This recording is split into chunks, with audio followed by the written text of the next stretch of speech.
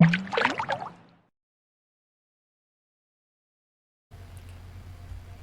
hello, Jam. Kamusta kayo guys? So, andito na naman tayo sa ating episode 7, part 1 ng ating Project Sino content. So, bagong episode na tayo. So, what to know in Project Sino? So, ano nga ba yung dapat natin malaman sa ating Project Sino? So, part by part titingnan natin guys. So, ayan. So, nakikita nyo naman guys.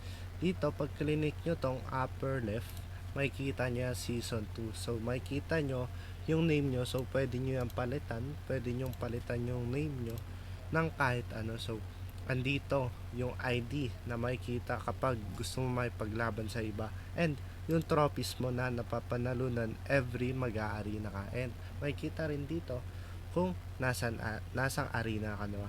So, yung number of victories, nakikita yan kapag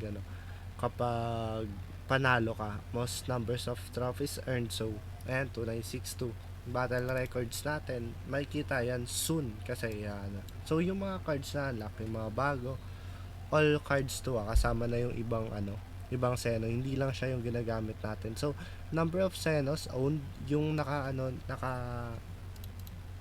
parenthesis is NFT. So, ayan. So, yung bonus, makikita natin dito kapag pinapa-level up mo siya. So, ngayon, may HP plus 60, attack plus 24, speed plus 6 ako. So, wait lamang guys. Ngayon, ano nga pa ba yung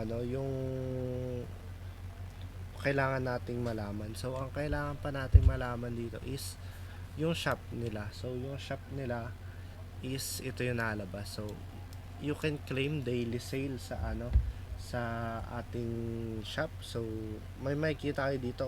Araw-araw yan nagpapalit. Ayan, may oras yan.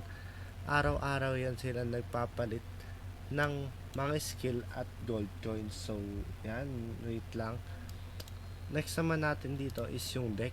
So, dito natin malalaman kung ano nga ba yung mga skill na ginagamit natin. So, may mga tutorial ako dyan guys kung ano-ano nga ba yung mga ginagamit natin at paano nga ba mag-ayos ng deck. So, next is yung equipment. Ito yung mga equipment guys, ayun yung mga hawak nila and yung mga charms na pwedeng makapag-upgrade ng skill sa inyong mga project seno. So, yan, home naman tayo dito. So, ayan, makikita natin dito yung pinaka UI nila. So, dito makikita natin yung mga chest na ginagamit. Or, pwede natin i-open kapag may Ucoin tayo at mayroong Project Sino card. So, dito naman may Battle Pass.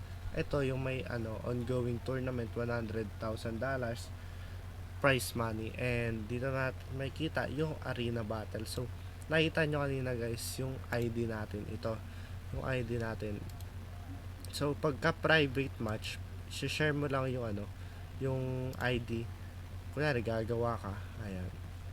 Saan ba yun? Ayan. Kunwari yan, gagawa ka. Share ID with friends. Ayan. Battle ID input lang. So, play against. Pwede ka mag-create. Pwede ka rin mag-play against. So, ayan. May demo battle din. Test the deck you just organize para makita mo rin kung gaano kalakas or gaano kahina yung mga ginagamit mong skill. So, ay nga, let's talk about skill. So, yung skill guys, halo-halo na to. Ayan, level descending order, pwede nyo yan ascending, pataas ng pataas. Ayan, so, makikita nyo dito guys, yung mga skill na ginagamit nyo. So, makikita nyo rin ito sa home, yung cards, unlock cards. So, 78 sila, 78 yung nasa skill. And lastly, yung nasa box natin. So, makikita natin dito yung mga seno natin, yung mga NFTs and non-NFTs na sino na binili or pinahiram sa atin. So, seno, weapon, ayan, pwede yan gamitin nyo. Kapag nakakuha kayo ng box, ayan, pwede nyo gamitin. Ayan, beam knuckle, ang ganda. Kaiser knuckle charm na makakuha nyo din sa box na makakita nyo sa shop. And may mga NFT box din. So, makikita nyo yan dito. Ayan, makikita nyo yan dito. Itong equipment box. Ayan, makikita nyo yan guys. Kasi, pwede na kayo makapag-roll dyan ng mga Project Sino na equipment and charms. So, yun lamang, short preview lamang on what to know in Project Sino. So, yun lamang guys. GG, Smarty out here. Bye-bye. Salamat guys.